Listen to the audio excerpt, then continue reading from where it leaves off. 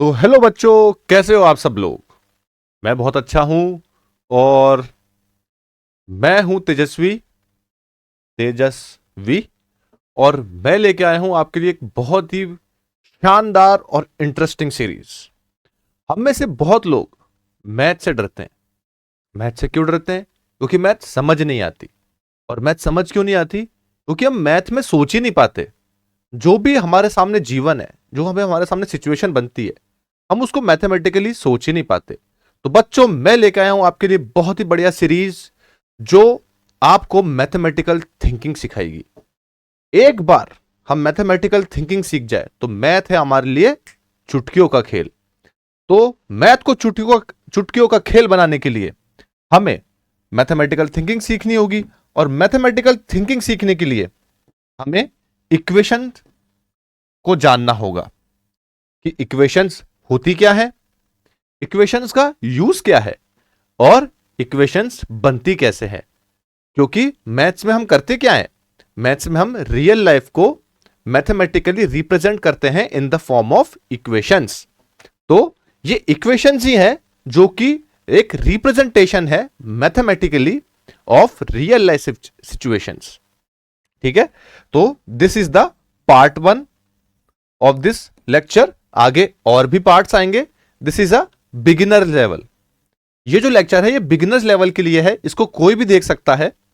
और इस लेक्चर में हम क्या कवर करेंगे कि इक्वेशंस होती क्या है, हमें इक्वेशंस की जरूरत क्या है, और हम इक्वेशंस बनाएंगे कैसे। Now, what are equations? तो बच्चों, हमने ऐसे बहुत सारे क्वेश्चंस किए होंगे हमारे टेक्स्ट बुक के कि left hand side equals to right hand side. तो इक्वेशंस और कुछ भी नहीं है। इक्वेशन जब भी हम लेफ्ट हैंड साइड को और राइट हैंड साइड को इक्वल्स टू सिंबल्स के थ्रू कनेक्ट कर देते हैं तो हमें देखने को मिलती है एक equation. Left hand side is equals to right hand side. अब हमें इसकी जरूरत क्या है? तो बच्चों, हमें रियल लाइफ सिचुएशन को जब भी मैथमेटिकली रिप्रेजेंट करना होगा तब हमें इक्वेशंस को बनाने की जरूरत पड़ेगी। अब सवाल यह है कि हमें रियल लाइफ सिचुएशन को मैथमेटिकली रिप्रेजेंट क्यों करना है। तो यह सवाल है आप सभी लोगों के लिए। मुझे कमेंट्स में बताइए कि maths is different from other subjects, why. Maths जो सब्जेक्ट है, the quality of math is lies in its objectivity. ये मैं आपको हिंट दे रहा हूं। तो ये जो ऑब्जेक्टिविटी है, यही ऑब्जेक्टिविटी मैथ को डिफरेंट बनाती है अदर सब्जेक्ट से। अब बच्चों, तुम्हें कमेंट में बताना है कि व्हाट इज दिस ऑब्जेक्टिविटी। ठीक है, तो हम अपनी रियल लाइफ को जब भी मैथमेटिकली रिप्रेजेंट करना चाहते हैं objectively, we need these equations.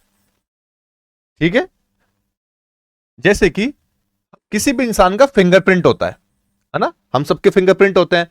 और फिंगरप्रिंट किसके बारे में बताता है? उस इंसान के बारे में बताता है कि वो इंसान एक्चुअल में है कौन।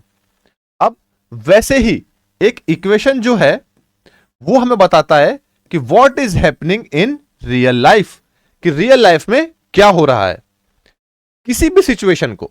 ठीक है, जैसे कि एक फिंगरप्रिंट जो है वो सिंपल लग सकता है, लेकिन एक्चुअल में उसके अंदर क्या होता है? Hidden inside it is the true identity of a person. जैसे क्राइम फोरेंसिक्स में या सीआईडी तो हम सभी ने देखा है। तो वो लोग फिंगरप्रिंट से अपने डेटाबेस से मैच करके ये पता लगाते हैं कि वो फिंगरप्रिंट किस इंसान का है। वैसे ही एक इक्वेशन जो है वो लग छोटी सकती है कि छोटी सी इक्वेशन है, सिंपल सी इक्वेशन है, लेकिन hidden inside it are clues about cost, distance, speed or anything that we want to measure। कि हम एक्चुअल में मेजर क्या करना चाहते हैं, तो उस इक्वेशन में वो क्वांटिटी होगी। जैसे कि हम speed is equals to distance upon time लिखते हैं। हम सभी ने ये फॉर्मूला देखा होगा। अब ये फॉर्मूला किसका रिलेशनशिप बता रहा है? तो यह फॉर्मूला बता रहा है किसी भी ऑब्जेक्ट का relationship in terms of speed, distance and time. ठीक है, and this formula is also an equation. अब हाउ टू क्रिएट इक्वेशंस, हम इक्वेशंस बनाए कैसे? तो इक्वेशंस बनाने के लिए हमें अलजेब्रा का यूज करना होता है।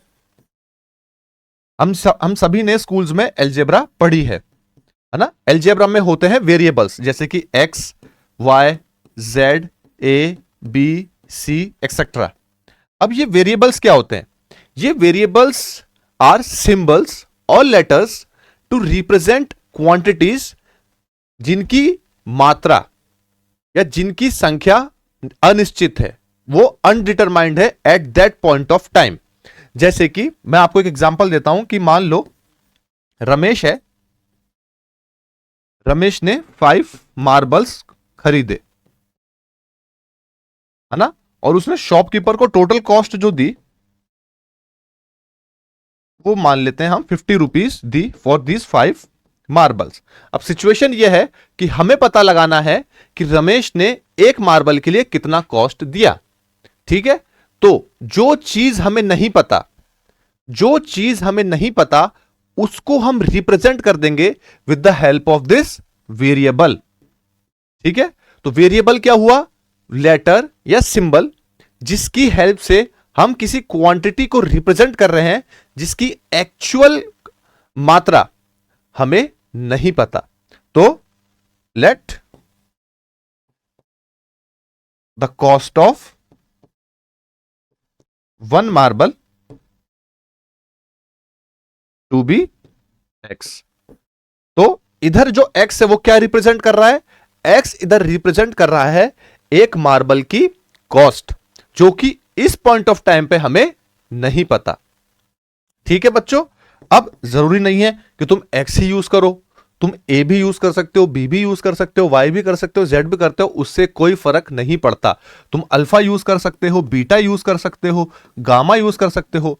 मेन चीज क्या है कि ये जो सारे सिंबल्स हैं, ये सारे लेटर्स हैं, वो मैथ्स के अंदर किसी क्वांटिटी को रिप्रेजेंट कर रहे हैं जो कि उस पॉइंट ऑफ टाइम पे, जो कि उस समय के ऊपर अननोन है। उस अननोन क्वांटिटी को ये सिंबल्स रिप्रेजेंट कर रहे हैं, सिंपल सा, है ना? और इन्हीं सिंबल्स का यूज करके हम इक्वेशंस को क्रिएट करते हैं। ठीक है, जैसे कि एक एग्जांपल हम देखते हैं कि इमेजिन यू ऑर्डर्ड 3 बर्गर्स। मान लीजिए कि आपने 3 बर्गर्स ऑर्डर किए।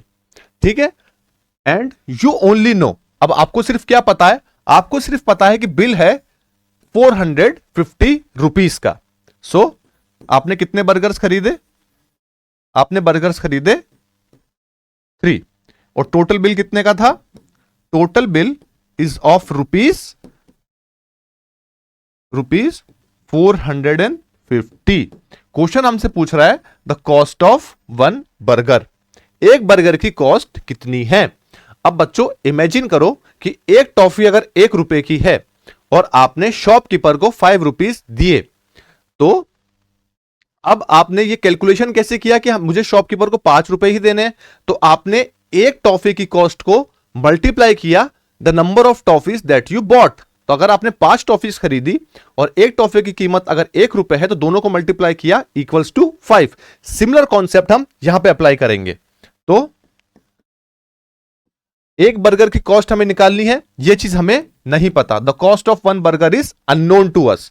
तो हमने थोड़ी देर पहले क्या देखा था कि the thing that is unknown to us, उसको हम किसी चीज से रिप्रेजेंट कर देंगे। तो इधर हम कॉस्ट ऑफ 1 बर्गर को रिप्रेजेंट कर देते हैं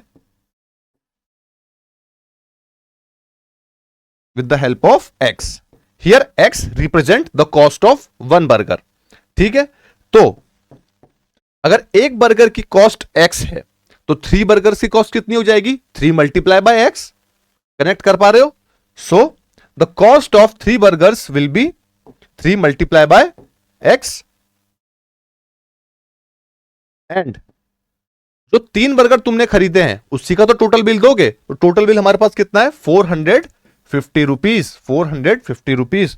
सो 3 multiply by X equals to 450। तो फाइनली हम इसको कैसे लिख सकते हैं, that 3x is equals to 450। तो बच्चों इस सिचुएशन को हमने मैथमेटिकली इक्वेशन की हेल्प से रिप्रेजेंट कर दिया। ठीक है, आगे बढ़ते हैं, एक और एग्जांपल देखते हैं। सपोज करो कि तुम और तुम्हारा दोस्त एक शॉप पे गए, वहां पे तुमने क्या खरीदा, वहां पे तुमने खरीदे 2 समोसास, 2 समोसा खरीदे एंड 1 चाय। 2 दोस्तों में 1 चाय, प्यार बढ़ता है ना ऐसे। तो 2 समोसास एंड 1 चाय, टुगेदर यू पे ₹50। What's the cost of 1 samosa. अब क्या हम इस सिचुएशन को इक्वेशन में रिप्रेजेंट कर सकते हैं, तो हम देखते हैं। तो हमने खरीदा क्या, हमने खरीदा 2 समोसास एंड 1 चाय, 2 समोसा और 1 चाय। ठीक है, और हमारा टोटल बिल कितने का था, ₹50। तो total bill is of ₹50। Total bill ₹50 का आ गया, खरीदा ये सब। क्वेश्चन में क्या पूछा है, द कॉस्ट ऑफ 1 समोसा, एक समोसे की कॉस्ट क्या है। तो वापिस सिमिलरली कि जो चीज हमें नहीं पता उसको हम किसी सिंबल या किसी लेटर से रिप्रेजेंट कर देंगे। So let's represent the cost of 1 samosa. Let's assume